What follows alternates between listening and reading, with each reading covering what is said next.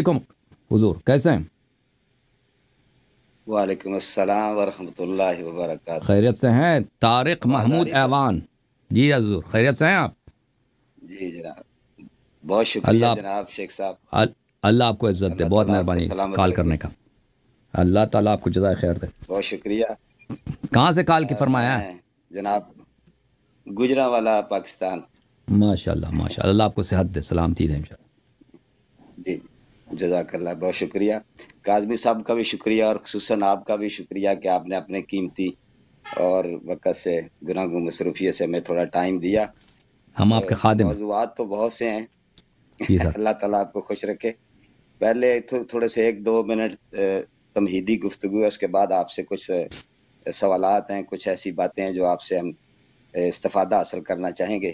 جی سر۔ تو نہ تو کوئی مناظرہ ہے، ہم تو اس قابل نہیں ہیں، ہم تو آپ جیسے علماء اور ایسے اہل علم و دانش سے سیکھتے ہیں، اور یہ ہے تھوڑا سا ریسرچ قسم کا دماغ ہے، جس پر طرف لگ جاتے ہیں، تھوڑا اس کی بارے تحقیق ضرور کرتے ہیں۔ تو میں ذرا یہ نوٹس پہلے دے دینا چاہتا تھا کہ میرے جو کچھ اشکالات، کچھ سوالات ہی ہوں گے، میں آپ سے کوئی مناظرے کی نیت سے نہیں حاضر خدمت ہوا۔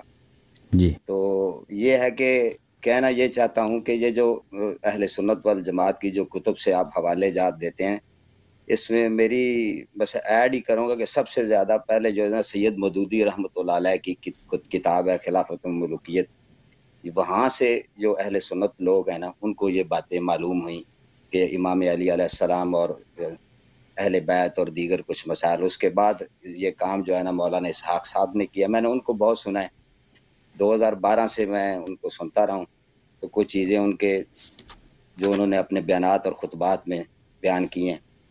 تو اس کے بعد آپ کو ایک مہینے سے جانتا تو میں آپ کو بہت پہلے سے ہوں، یہ علی الحسن سے میں نے سنا تھا، یہ علی الحسن صاحب سے بھی میری گفتگو ٹیلی فون پہ ہوتی رہی ہے۔ تو میں اس طرح تحقیق کے سلسلے میں ہی کچھ چیزیں آپ نے بیان کی، آپ کو بڑی ایک مہینے سے میں نے بڑا کنٹینیوسلی سنا ہے۔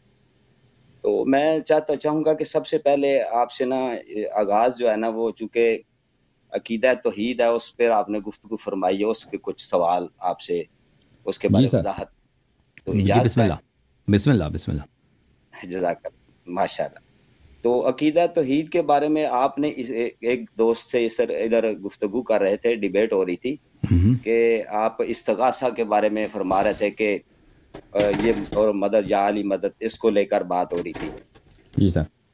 تو آپ نے اس میں بتایا تھا کہ جو جتنی بھی جو مخالف فریق تھا وہ پیش کر رہا تھا آیات قرآنی، حوالہ جات تو قرآن سے، تو وہ آپ کہہ رہے تھے کہ یہ بتوں کے لیے۔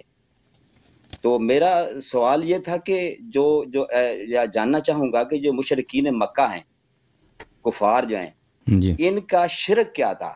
جبکہ میں ایک آیت آپ لکھ لیجئے گا، سورت ہے یونس، قرآن پاک کا پارہ ہے 11واں۔ تو توحید سے بات کریں گے، اگر جتنا آپ کی ذرا نوازی ہوگی کہ جتنا ٹائم مجھے دیں گے، مجھے کوئی نہیں ہے، مجھے آپ سے بات کر کے خوشی ہو رہی ہے، تو وہ آپ کے پاس جتنا ٹائم ہے، بڑی لائن ہوگی، مجھے یہ بھی احساس ہے۔ تو میں مختصر کرتا ہوں، سورت یونس آیت نمبر 31 ہے۔ آپ تو اس میں اللہ تعالیٰ اپنے پیارے حبیب سے ارشاد یعنی حکم فرما رہے ہیں، کل یعنی اے میرے پیارے محبوب پوچھیں ان سے۔ تو وہ اگر آپ نکال لیتے تو آیت اگر آپ کہتے ہیں تو میں ادھر میں نکال لیتا ہوں، آپ پڑھ لیں سورہ یونس آیا نمبر 31۔ ہاں میں نکال لیتا ہوں۔ جی جی، تو وہ ذرا پڑھیں گے آپ، تو میرے سامنے تلاش کرنے میں تھوڑا ٹائم زیادہ لگے گا۔ جی پلیز آپ نکال لیجیے۔ یونس 2:08۔ کل اعوذ باللہ من الشیطان الرجیم، کل من یرزق، اعوذ باللہ من الشیطان الرجیم، بسم اللہ الرحمن الرحیم۔ جی بسم اللہ پڑھیے گا۔ آپ پڑھیں کوئی بات نہیں، میں بھی پڑھ سکتا ہوں، آپ پڑھیں۔ اچھا نہیں، میرے سامنے پوری آیت نہیں ہے، آپ اوکے میں پوری آیت پڑھ لیتا ہوں۔ یرزقکم، ہاں کل من یرزق 26 ہے یہ۔ اعوذ باللہ من الشیطان الرجیم، قل من يرزقكم من السماء والأرض أم من يملك السمع والأبصار ومن يخرج الحي من الميت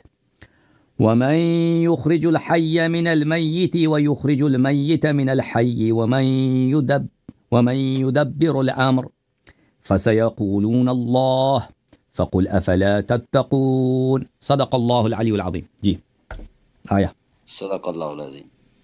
جی جی اس میں اس کی ذرا تشریح فرما دیجیے گا کہ اس میں اللہ تعالیٰ یعنی مشرکین مکہ جو ہے اللہ کو الہ مانتے ہیں، تو باوجود الہ مان کے یعنی اللہ تعالیٰ کہہ رہے ہیں اے پیارے حبیب پوچھ ان سے کہ یہ زمین و آسمان کا یعنی کہ جو بھی مفہوم پیش کر رہا ہوں کہ مالک کون ہے، رزاق کون ہے، کائنات کا مدبر کون ہے، تو یہ آگے سے یہ خدا اللہ رب العزت فرماتے ہیں کہ یہ تمہیں جواب دیں گے کہ یہ اللہ یعنی اللہ ہے. تو یہ اللہ کو ماننے کے باوجود بتوں کو جو پوجا کرتے تھے، تو بتوں میں نے جو سنا ہے یا جو میرے ناقص علم کے مطابق اس میں انبیاء کے بھی وہ کرتے تھے اور کچھ ملائکہ تھے ان کی بھی وہ مطلب ان کو الہ یا ان کی عبادت کرتے تھے. تو اس میں ان کا شرک کیا تھا؟ اگر وہ ان کا شرک کیا تھا بھائی، آج جو لوگ ہیں ابھی میں بتاتا ہوں ان کا شرک کیا تھا.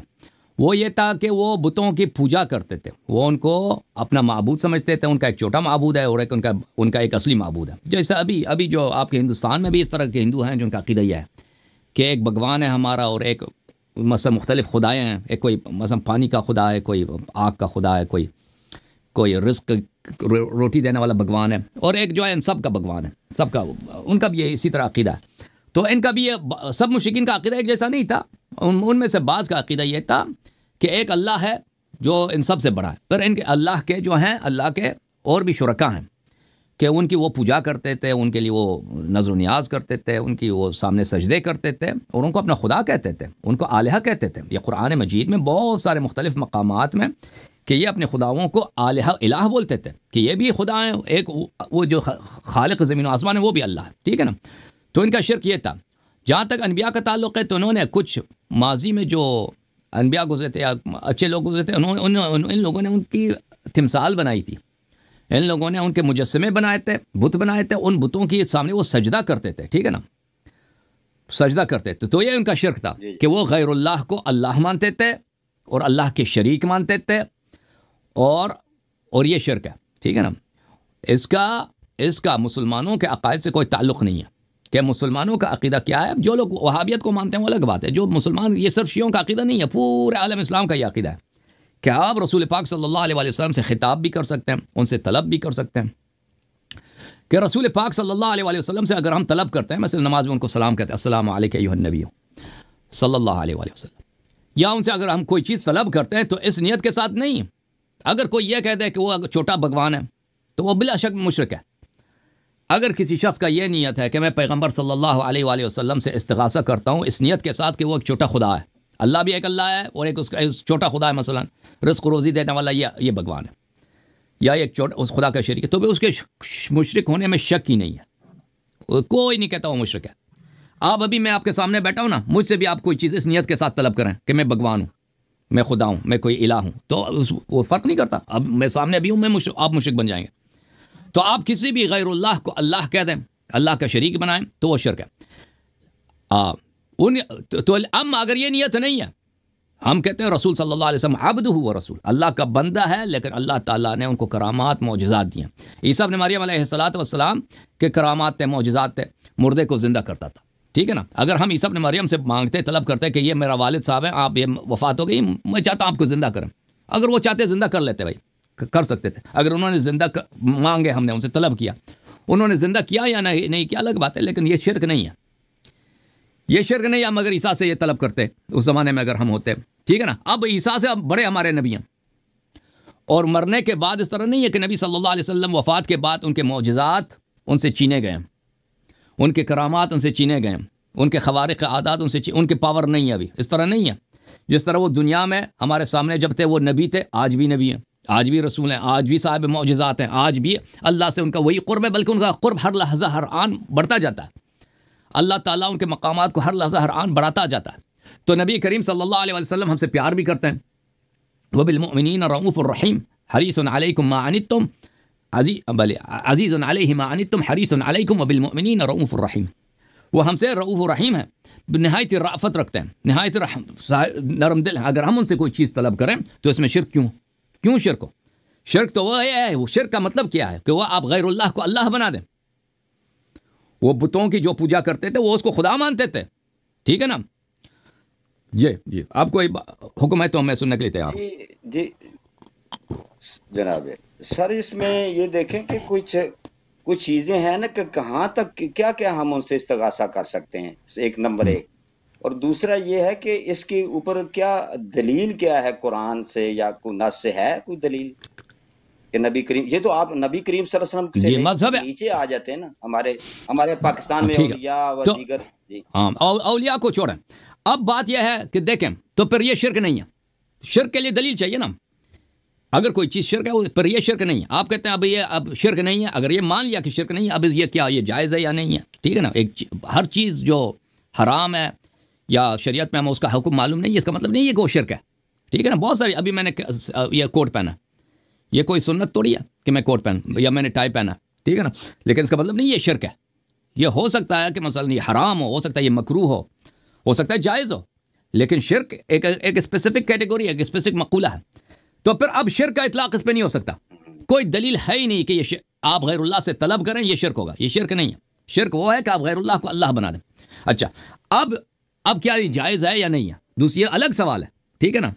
اگر یہ سنت ہے یا نہیں ہے تو مذہب اہل بیت علیہم الصلاۃ والسلام میں، مذہب اہل بیت علیہم الصلاۃ والسلام زندگی میں تو کوئی نہیں پوچھا نا. جب تک نبی صلی اللہ علیہ وسلم زندہ تھے، حیات طیبہ میں سامنے تھے، اس میں تو کوئی عیب نہیں ہے. ہم پیغمبر کے پاس جائیں، یا رسول اللہ صلی اللہ علیہ وسلم ہمارے فرزند مریض ہے، بیمار ہے، آپ اپنے خاک کے پاس اس کو شفا دے دیں. بخاری کی حدیث ہے کہ انہوں نے فرمایا کہ بلے ان تراب ارضنا، یہ بخاری کی روایت ہے، ان تراب ارضنا بریقۃ بعضنا یشفی بلے ان تراب ارضنا بریقۃ بعضنا یشفی سقیمنا باذن ربنا. یہ بخاری کی حدیث ہے کہ ہماری زمین کی خاک ہماری لعاب دہن سے جب مل جائے ہمارے بیمار کو، اگر مجھے مل جائے میں آپ کو دکھا دوں، یہ بخاری کی روایت ہے، اس کو شفا دے دیتا ہے. اچھا تو اگر وہ زندگی میں ان کے پاس جاتے ہیں نا کہ آپ ہمیں اب لعاب دہن سے آپ لگا دیں میرے چہرے پہ، میرے آنکھ پہ لگا دیں، یا میرا بیٹا بیمار ہے اس کچھ کر دیں، اگر وہ کرتے یا نہ کرتے ان کی مرضی ہے بھائی. وہ ضروری نہیں ہے کہ ہماری بات مان لیں. اگر نہ بھی کر لیں کوئی شرک نہیں ہے جب تک وہ زندہ ہے. ٹھیک ہے نا. اس میں تو یہ تو سب کا اجماع ہے، یہ تو کوئی نہیں کہتا ہے شرک ہے. نبی صلی اللہ علیہ وسلم کے پاس جائیں ہم کہہ دیں کہ بھائی اگر ہم اس زمانے میں ہوتا ہے بھائی بڑا فقیر ہوں، پیسے نہیں ہیں، کچھ ہے اگر آپ کے پاس مال دنیا مدد کر سکتے ہیں، وہ بھئی ایک پوری دے دیں، مجھے آٹا دے دیں یا پیسے دے دیں، درہم دینار دے دیں، تو اس میں کوئی شرک نہیں ہے. اب یہ کافر کے پاس بھی جائے نا، ابھی میں کافر کے پاس جاؤں، کافر سے مانگوں کہ بھائی آپ اگر ہیلپ کر سکتے ہیں ہیلپ کر دو، وہ کوئی ہیلپ، یہ کوئی شرک نہیں ہے. تو بہرحال زندہ کے لیے تو کوئی نہیں کہتا. اب مرنے کے بعد یہ کوئی حدیث نہیں ہے بھائی کہ نبی صلی اللہ علیہ وسلم کے مرنے کے بعد یہ حرام بن جاتا ہے یا مکروہ بن جاتا ہے. یہ کوئی آیا نہیں ہے، کوئی حدیث کچھ بھی نہیں ہے کہ کوئی کہہ دے کہ یہ حرام بن جاتا ہے. شرک تو دور کی بات ہے، یا مکروہ بن جاتا ہے. اچھا یہ جہاں تک ہمارے بھائیوں کا تعلق ہے ان کی کتابوں کا، ان کی کتابوں میں اتنی زیادہ باتیں نہیں ہیں کہ اس مطابق، کیونکہ زیارات کی دیکھیں ہمارے ہاں جو مذہب اہل بیت علیہ السلام ہے، ایک بہت زیادہ روایات ہے زیارت کے آداب، کہ آپ نبی صلی اللہ علیہ وسلم کے بارگاہ میں جائیں، امیر المؤمنین علی علیہ السلام کے بارگاہ میں جائیں، امام حسین علیہ السلام یا اہل بیت طاہرین علیہ السلام کے بارگاہ میں جائیں تو کیسے کس ادب کے ساتھ زیارت کریں. بہت تفصیل کے ساتھ ہے اور مختلف طریقے ہیں کہ مثلا کتنے دن پہلے آپ روزہ رکھنا شروع کر دیں، راستے میں آپ کے جب جا رہے ہیں تو آداب سفر کیا ہیں، اور وہاں جب پہنچ جائیں تو کس طرح آپ وہاں پہ غسل کریں جانے سے پہلے، اور سفید کپڑے پہنیں، اور پھر کس ادب کے ساتھ وہ دائیں پیر پہلے داخل کریں. وہ بہت زیادہ تفصیل کے ساتھ بیان کی گئی ہے. اور ہمارے یہ سب روایات ہیں، یہ طرح نہیں ہے کہ علماء کے اجتہاد ہیں، نہیں، سب احادیث ہیں، روایات ہیں. اب مخالفین کے کتب میں جب جاتے ہیں نا اس میں کچھ بھی نہیں ہے، بخاری مسلم میں کچھ بھی نہیں ہے زیارت کے متعلق، زیارت کے آداب کے متعلق. ہمارے کتب میں بہت زیادہ ہے. اچھا تو اس میں ان زیارات میں بہت ملتا ہے ہمیں کہ آپ اہل بیت طاہرین علیہ السلام کی زیارت کو جب جائیں تو ان سے اپنی حاجت طلب کریں، دنیاوی حاجات طلب کریں. ٹھیک ہے نا. تو یہ منصوص ہے ہمارے ہاں، روایات زیادہ ہیں. تو مذہب اہل بیت میں یہ چیز ثابت ہے. اس کے علاوہ جو بقیہ مسلمین ہیں وہ کوئی ان میں سے کوئی نہیں کہتا، سوائے وہابی ابن تیمیہ کے ماننے والے کہتے ہیں یہ شرک ہے. باقی کوئی نہیں کہتا کہ آپ طلب نہیں کر سکتے نبی صلی اللہ علیہ وآلہ وسلم سے. آپ کے یہ بریلوی حضرات، صوفیہ حضرات، حنفی، ماتریدیہ، اشاعرہ، مالکیہ، یہ سب جائز سمجھتے ہیں، سوا صرف حنابلہ، اور وہ بھی حنبلی حضرات ابن تیمیہ کے بعد انہوں نے اس کو شرک قرار دیا. باقی سب اس کو جائز سمجھتے ہیں. ہمارے ہاں اس کے نصوص بہت ہیں، اور علی الحسن وغیرہ آئے تھے ادھر، میں نے انہوں نے طلب کیا تھا، میں نے اس کے نصوص بھی دکھائے تھے، احادیث بھی دکھائے تھے. جی ہاں میں آگے چلتا ہوں. جی سر. بہت شکریہ. میں ذرا چاہتا ہوں لیکن میرے تھوڑے سوال زیادہ. جی اب شرک کے متعلق میں ایک اضافہ کروں، ایک نقطہ شرک کے متعلق. ایوان صاحب دیکھو عزیز، یہ جو شرک، یہ جو کہتے ہیں نا شرک مثلا یہ مولوی اسحاق وغیرہ، یہ خود لوگ بری طرح کے شرک میں مبتلا ہیں، کیونکہ یہ سب کہتے ہیں کہ اللہ تعالیٰ قیامت کے دن نظر آئے گا. یہ سب کہتے ہیں اللہ تعالیٰ قیامت کے دن اسی آنکھ سے نظر آئے گا اور وہ اپنا پیر بھی جہنم وغیرہ میں ڈال دے گا. تو اس کا مطلب کیا ہے؟ اس کا مطلب یہ ہے کہ اللہ تعالیٰ نستجیر باللہ نستجیب، یہ تو پہلے قرآن کے خلاف ہے. لا تدرکہ الابصار وہو یدرک الابصار وہو اللطیف الخبیر. لا تدرکہ الابصار، آنکھیں اس کو نہیں دیکھتی، وہو یدرک الابصار، وہ آنکھوں کو دیکھتا ہے، وہو اللطیف الخبیر، وہ چھوٹی باتوں کو جانتا ہے، لطیف بہت ہی باریک چیزوں سے آگاہ ہے اور وہ ہر چیز کو جاننے والا ہے. پہلی بات یہ قرآن کے خلاف. دوسری بات، جو چیز آنکھ سے نظر آتی ہے اس کا مطلب وہ سامنے ہے، وہ کسی خاص جہت میں ہے، کسی خاص ڈائریکشن میں ہے. اگر کسی چیز خاص ڈائریکشن میں نہیں ہے سامنے، نہیں نظر نہیں آئے گا. اور جو بھی چیز آپ کے سامنے ہے کسی خاص ڈائریکشن میں ہے، اس کا مطلب ہے کہ وہ اجزاء سے بنی ہے. اجزاء ہوں گے، دیکھ اجزاء ہوں گے تو آپ ہوں گے. آپ کا ہاتھ ہوگا تو آپ ہوں گے، آپ کا یہ ہاتھ ہوگا، یہ سر وغیرہ ہوں گے تو ہوں گے. یہ کتاب ہے بھائی، یہ کتاب ہے، ٹھیک ہے نا. یہ کتاب، اس کے صفحات ہوں گے، اس کے تمام اجزاء ہوں گے تو یہ کتاب ہوگا، ٹھیک ہے نا. جو بھی چیز اجزاء سے بنی ہے، اجزاء وہ ان اجزاء کا محتاج ہے، وہ اس محل کا محتاج ہے، وہ اس چیز کا محتاج ہے جس نے اس اجزاء کو جمع کیا ہے. یہ بہت ہی عقلی بات ہے. جیسے 2 اور 2 4 ہوتے ہیں نا، 2+2 is 4.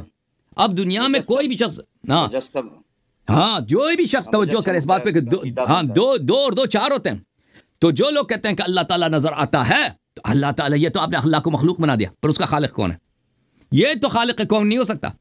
اس کی اپنی خالق ہونی چاہیے، اس کی اپنی آغاز ہے، اس کی اپنی انتہا ہے. اب جسم دیکھیں، جسم کا پہلی خاصیت کیا ہے؟ جسم اپنے اجزاء کا محتاج ہوتا ہے، محل کا محتاج ہوتا ہے. محل کا بنانے والا وہ نہیں ہو سکتا، کیونکہ محل ہوگا تو یہ ہوگا نا. اللہ اگر جسم ہے، وہ جگہ ہوگا، وہ آسمان جہاں بھی وہ جگہ ہوگا تو وہ ہوگا. اس جگہ کا بنانے والا وہ نہیں ہو سکتا، کیونکہ وہ خود وہ خود اپنے وجود کے لیے اس مال کا محتاج ہے. تو پھر اس کا پتہ یہ چلا کہ وہ خود مخلوق ہے، وہ خود محتاج ہے، اس کا اپنا خالق ہے.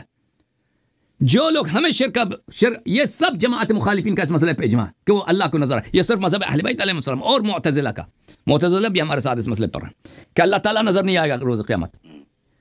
اللہ تعالیٰ نہ دنیا میں نظر آ سکتا، نہ قیامت میں نظر آ سکتا، کبھی نظر نہیں آئے گا اللہ تعالیٰ. اور جو بھی نصوص ہیں وہ قابل تعویل ہیں. اچھا، تو یہ خود بدترین شرک میں مبتلا ہیں کہ اللہ تعالیٰ کو وہ ایک جسم سمجھتے ہیں. اور جسم، پہلی شرط کیا ہے؟ ہر جسم مخلوق ہے، ہر جسم محتاج ہے، ہر جسم کا خالق ہونا چاہیے. وہ زمین و آسمان، جسم زمین و آسمان کا خالق نہیں ہو سکتا جسم. کیوں؟ اجسام، دیکھیں اجسام کی طاقت یہ ہے کہ ہمیں یہ کتاب ہے بھائی. اگر کوئی چیز نہ ہو میں کتاب نہیں بنا سکتا. میں کوئی چیز آپ مجھے دیں گے نا، مواد دیں گے، مٹیریل دیں گے، میں اس مٹیریل سے ایک کتاب بنا سکتا ہوں. میں مٹیریل کا مثلا لکڑ سے یا دوسرے اجزاء سے، میں ان کا، انسان کے پاس کیا قوت ہے کہ اس کے ہم تبدیل کر سکتے ہیں شکل صورت، کتابی صورت دے سکتے ہیں، ہم دے سکتے ہیں. چائنا، امریکہ، رشیا، فرانس، یہ سب جمع ہو جائیں، ذرہ نہیں بنا سکتے. عدم سے ذرہ نہیں بنا سکتے، نہیں بنا سکتے. وہ ذرے کو چینج کر سکتے ہیں. آپ ان کو دے دیں نا، لوہا دے دیں، لوہے سے وہ کیا بنائیں گے؟ انگوٹھی بنائیں گے. لوہے سے گاڑی بنائیں گے، لوہے سے مائکروفون بنائیں گے. یہ مختلف اشیاء کے اشکال بدل سکتا ہے انسان، بنا نہیں سکتا، خلق نہیں کر سکتا. یہ سب جسمانی اجزاء ایسے ہیں. جسم کی محدودیت یہ ہے کہ وہ دوسرا جسم نہیں بنا سکتا، وہ جسم کے اشکال کو بدل سکتا. تو جو جسم ہے وہ زمین و آسمان کا خالق بھی نہیں ہے. اور پھر جسم خود حادث ہے، ہر جسم حادث ہے. اس کی دلیل اور جگہ پہ میں کبھی آپ کو بتاؤں گا کہ اس کا اپنی ابتدا ہے. جسم ازلی نہیں ہو سکتا، ابدی نہیں ہو سکتا، اس کی اپنی ابتدا ہے.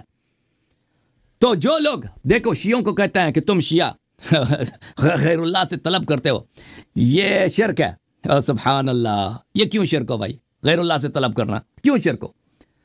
کیوں ہم اگر غیر اللہ کو اللہ مانیں یا اللہ جیسا مانیں، اس کو چھوٹا بھگوان، چھوٹا اللہ مانیں تو شرک ہوگا. وَإِلَّا ہم نبی کو نبی مانتے ہیں، یہ شرک. لیکن تم خود اللہ کے متعلق کیا کہتے ہو؟ تم نے خود اللہ کو ایک جسم بنا دیا، ختم بات. تم خود مجسم ہو. اور مجسمے کے کیا احکام ہے؟ وہی ہے کہ جسم کبھی اللہ نہیں ہو سکتا، خالق کون نہیں ہو سکتا. جی بسم اللہ، مزید بولیں.